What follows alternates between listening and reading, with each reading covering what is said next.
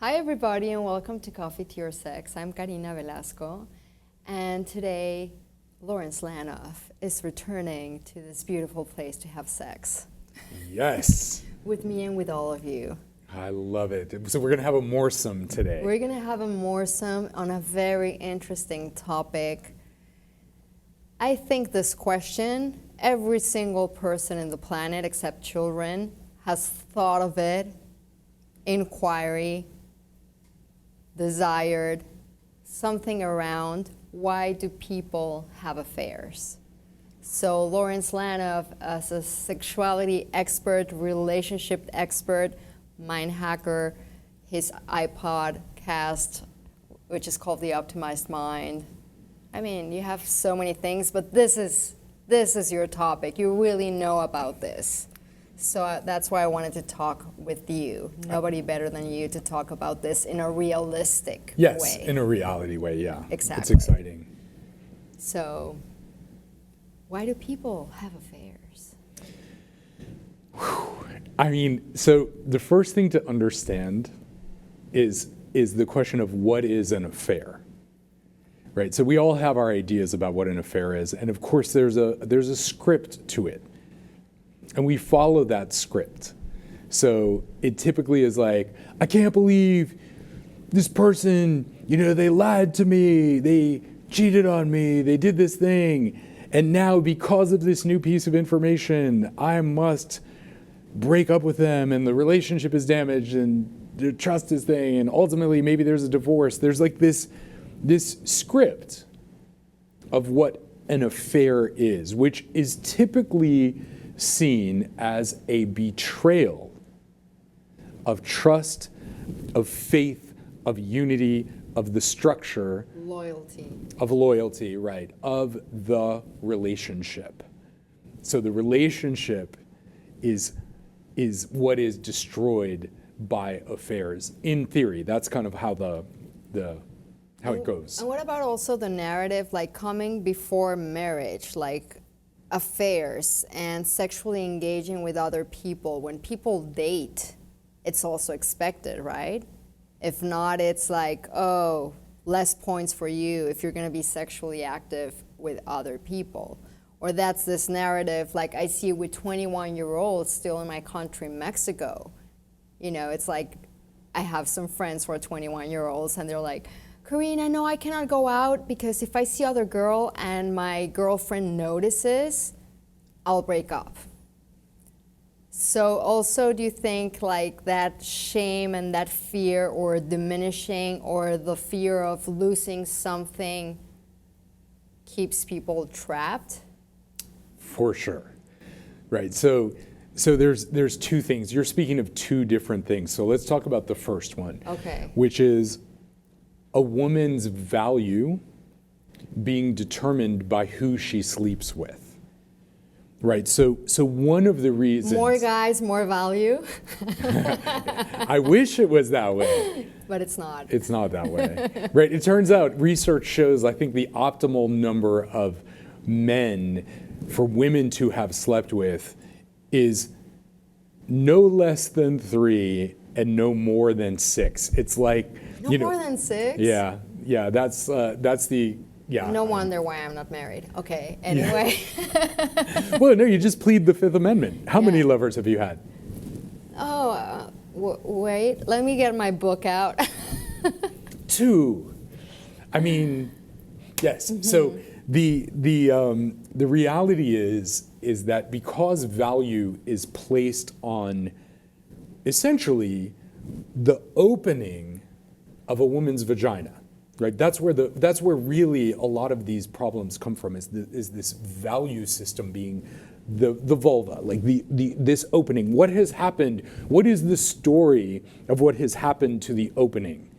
That crazy narrative has a lot to do with how people behave, both inside relationships and outside of relationships. So that magic number, and everybody has one, that kind of thing of like, if I cross this line, then I'm a slut, for example. If you cross that number, there's this, your value has been diminished as a human in essence. This is the culture we live in.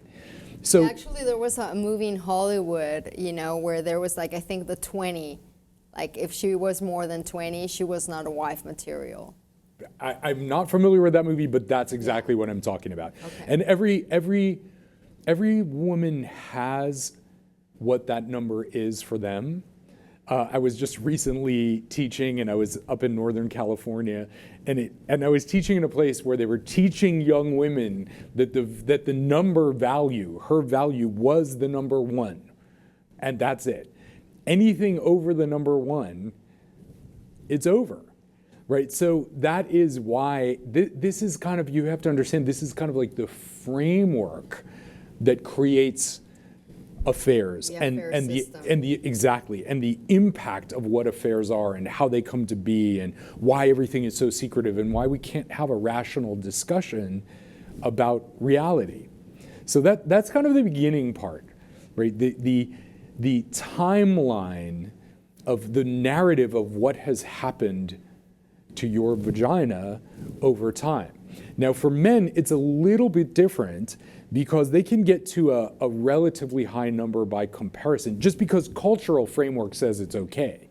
We don't have a cultural framework for women, but for men it's just kind of like, oh, he's sowing his wild oats, right? Yeah, but even I feel like a lot of men are celebrated if they have a lot of women, but they shame a woman if they have a lot of men. Exactly. So in this case, the affairs also, in Latino culture, it's very well known that men can go out and cheat, and it's celebrated by their friends, and it's sort of allowed.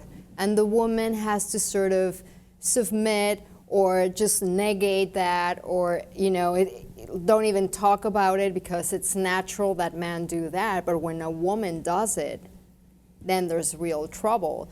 So there's like a lot of dynamics regarding affairs from the perspective also of the patriarchal system and the macho kind of like, oh, I can do it or not. Yeah, but here is an unseen, this is an example of mythology. Yeah. Okay, so I'm going to give you, this is a perfect example of the purpose of mythology. So the mythology of an affair is a storyline, right? And the mythology of machismo, right? This is also a storyline. That storyline is, it's perfectly okay for me to do whatever, and you just suffer and kind of work through it and, whatever, right? But here's my question. Those men are not having sex with pigeons, right? They're not having sex with goats. They're having sex with other humans. Wait, okay, let me go back. Because a lot of women say, all men cheat. Exactly. A lot of my girlfriends, all men cheat. But who do they cheat with? There is a human body on the other side of that cheating. The difference is for a female-bodied human, you just have to call it something else. Now, over the years of me working with students and clients, I would talk to the men, and the men would be like, yeah, this thing's going on and that thing's going on. I would talk to the women, and the women would be like, oh, I went out with my girlfriends, and I'm like, what happened? I was like, oh, it's just how I just got a little drunk. And I realized that there were all these euphemisms and even passes in female culture so that number, the essential number of female value, was not violated, even though there is room for experimentation. But like, I went out with the girls. Because if I were drunk and I don't remember, it doesn't count. It doesn't count. Exactly. We were just playing. Come on. There was no, So I realized that there was this sort of double speak happening, because I did the math. I mean, everybody was having sex with somebody else one way or another, or was at the very least thinking about it. So this is why I say when a mythology, what a good mythology does is it sort of points to one thing, like smoke and mirrors, but covers up something else. So what this is covering up, this whole idea of affairs and all this stuff, it's covering up a truth that people do not want you to know. And that truth is that we at our essence are sexual beings. That is the truth. That is what all the evidence tells you. It's just like, it's like porn. Okay, men's porn is, a lot of it is online, a lot of it is in seedy bookstores and magazines. Magazine stores, in fact, you go to a place and it's like, come on in. What do you need there, kid? It's like, come on in. And you just feel like you need a shower after you walk out of a porn shop that caters to men. You've got films happening and just all kinds of crazy stuff. And it's like the seedy part of human sexuality. It's like, female porn, whereas like the men's porn is in these places and, covered up, right? Female porn is just right in plain sight. It's in the grocery store. Yeah, and you go in toy store, like all the toys and vibrators, which are beautiful, and it's like, oh, it's my toy. Yes. Yes, and female porn is in the books. The rows and rows, you have shelves in grocery stores devoted to romance novels. Those romance novels aren't talking about like, and then he kissed her and she said, thank you, but that's enough. No, it's all about hot, juicy sex. It's just in different form. It's in word form. But we all are sexual creatures. Female sexuality, because of the cultural pressures the culture puts on women and on the opening, female sexuality has to happen more undercover. It has to be much more covert. A woman has a good job, and it is typical for people to be like, how did you get that job? Who'd you have to blow? Right? Because we don't have a metaphor for just an empowered, sexually strong, empowered female human who's like in her power, in her sex, in her freedom, and doesn't give a hoot about the number and is just in her freedom, right? We don't have that. Yeah, that's what I want to create in particular. Yes, I agree with you. It's so needed. It's so needed. Part of it is we have to get rid of these lame discussions about these repressive discussions that give us lots of things to worry about and be stressed about that have nothing to do with anything. Do you want to know if your wife or your boyfriend is, or husband is texting somebody? The answer is yes. Yes, they are texting somebody. Okay? Do not look at their phone. Do not go prying into their thing. We are sexual creatures and we want sex. That is the biggest scam that's enacted on everybody, right? So the first things first is to realize at our core, we are beautiful sexual creatures and we want to experience and taste and flavor and savor life. That is, I would argue that is even at a fundamental level our purpose, to experience more and more pleasure and freedom and spaciousness and love and depth and connection. And you cannot control that. The human sexual drive is unbridled. And when, a lot of times guys are like, oh, now that I'm married, I have to have an affair because my wife won't have sex with me. And I'm like, your wife won't have sex with you because you're having crappy sex with her. That's why she won't have sex with you, because you're not. Thanks for saying that. Yes, it's like, don't blame her. It's because you jumped on her, humped her like a bunny, rolled over and fell asleep. Like, this is why. It's like, because sex was 10 minutes long. That's why. It's like, you can only take so much of that before you go, enough is enough. But if you go back to that, it's like you said, like women, like they like toy stores and it's always playful, and man, it's more like, wow, like more wild, more raw. So of course you also need to learn different skills to be able to be a good lover or love making. So what I understand with what you're saying is like, if you're having crappy sex or great sex in your relationship, still you're gonna have that need to explore your sexuality, or even in a chemical level, your body needs dopamine, which is the new thing. Yes, that's exactly so right. it's totally natural to feel attraction and to desire other women or other men. Well, I would argue it's necessary. Necessary. Like, it's actually necessary for your well-being. It is not natural to be like one person. This idea of one, right? The one, right? I've traced the roots of this. I mean, they go back pretty far to these early Greek philosopher ideas of symmetry and wholeness.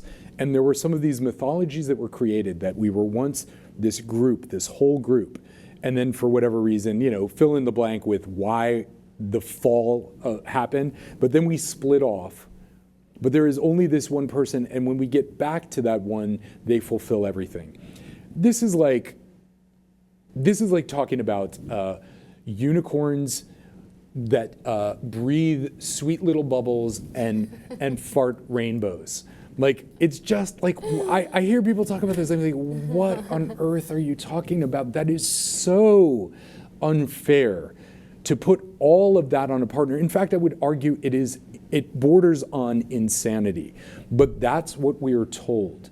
We're not told the reality that, hey, by the way, this is going to be, relationships are tough. You are going to have moments where you're going to be like, I have made the worst decision in my life in this relationship. You are going to have moments where you're just feeling sublime, but you're going to have moments where you have to deal with reality. And when so many people toss away perfectly good relationships because they no longer have the dopamine. They haven't worked on themselves so that they stimulate the dopamine within themselves. They haven't brought new experiences. They just get into patterns. And yes, they've got the love. They have the oxytocin, which is the love chemical, the bonding, the connection, the depth. But they don't have the new, and they go like, oh, I'm not in love with this person anymore. And I've seen people toss away 5, 10, 15, 20, 25, 30-year marriages and relationships, perfectly decent, solid things, but because they're like, oh, I don't feel the love anymore, right? That's because That's chemistry, but we have to understand biology and chemistry in order to shift this perspective and understand our biology, that it's totally natural to always have the urge or to search or to hunt or to feel desired in that playful manner. Like, if you take action or not, it depends on your own agreements, but it's totally natural. It's the most natural thing in the world. So why it's so satanized? And it's like one day a girlfriend of mine, she's been married for a long time, and the husband had an affair, and I was like, are you willing to drop everything, like a beautiful marriage, just because he wanted to fuck somebody else for a day or for 2 days? It's crazy, right? Because that destroys everything. It destroys everything, and there's no reason. There's no reason. It's like, if we could start having adult conversations about reality and radical self-acceptance for our own desires. Radical self-acceptance. That means it's so normal. We are sexual, sensual creatures. We need touch. We have known about this since the 1950s. We know that human animals need touch. We need newness. We need dopamine. A life without dopamine is a life that feels like you're dead. So that radical self-acceptance of realizing, you know what, I'm normal. That when you walk into a room and you're like, who's around? Who's that? But then you have to pretend no, because you're my everything. This is insanity. And when I say insanity, what I mean is it's like we have been sold a lie.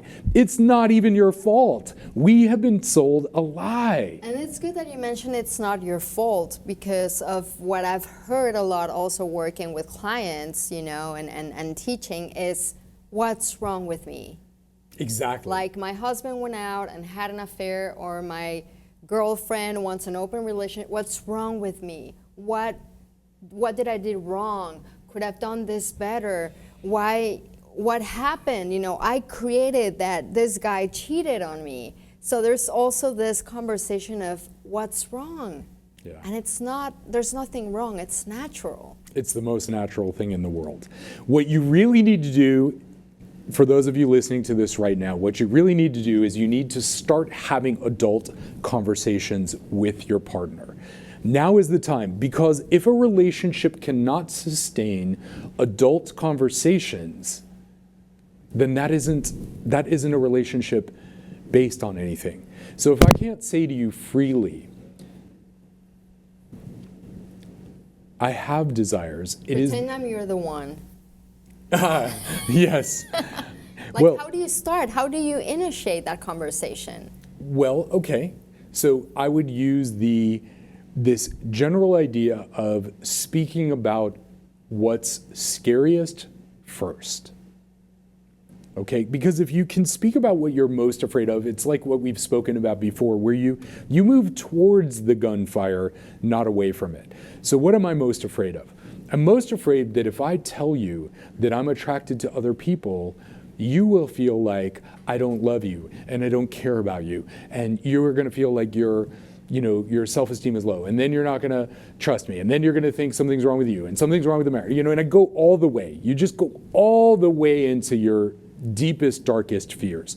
And, going a little bit further, which is what most people are afraid of, I'm afraid that if you see what a horny bastard I actually am, if you see just what a horn dog I am, that you won't love me.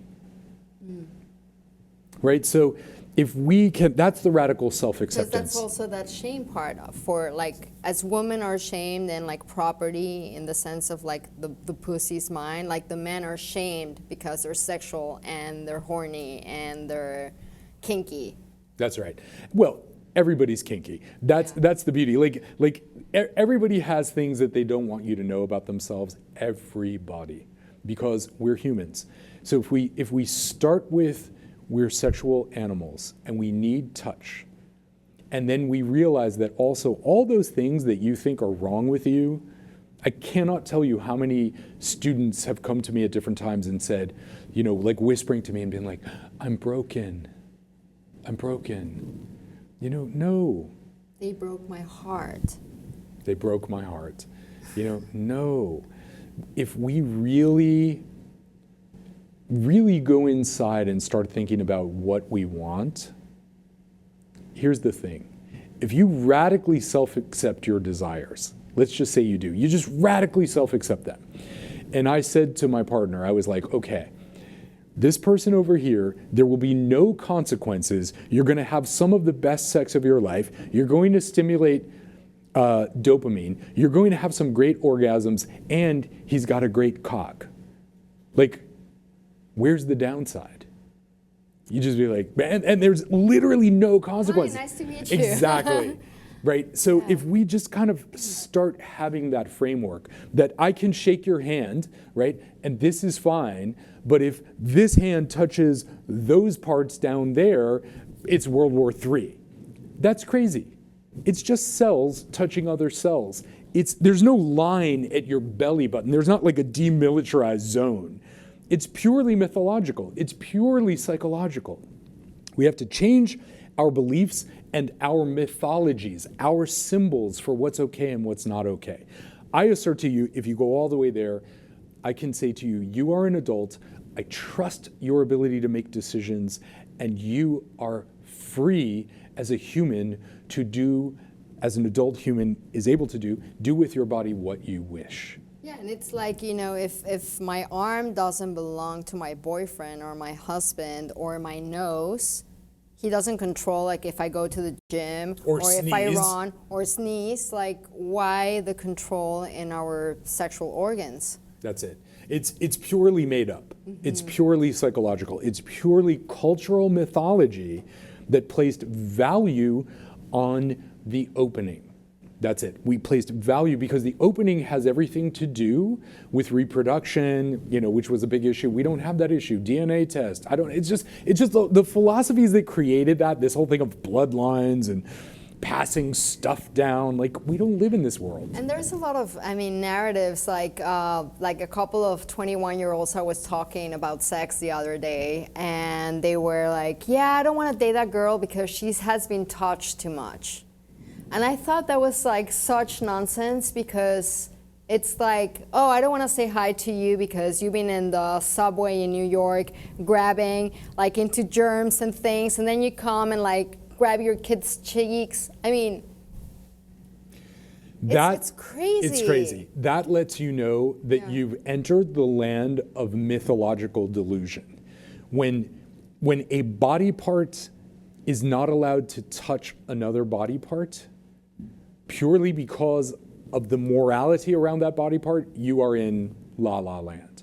And that's the part that I think is really, it's a very adult conversation for people to say, you know what, this is my pussy, this is my cock, this is my body, period. It is not open for discussion. It is not open for like ownership negotiation. You're not property.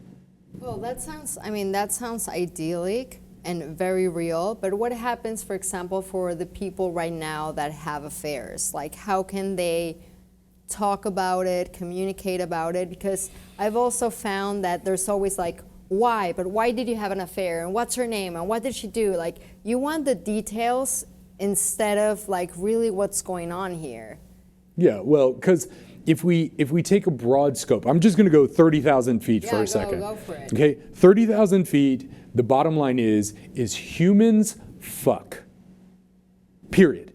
This is what we do. Humans have sex. We are sexual creatures, right? Now, where you go with that? How often do we need sex? Because that's also like people are not having sex. Well, that's it. I mean, you know, my experience is one way or another, when sexual energy is alive and in our bodies, it's flowing through our mind and our body all the time.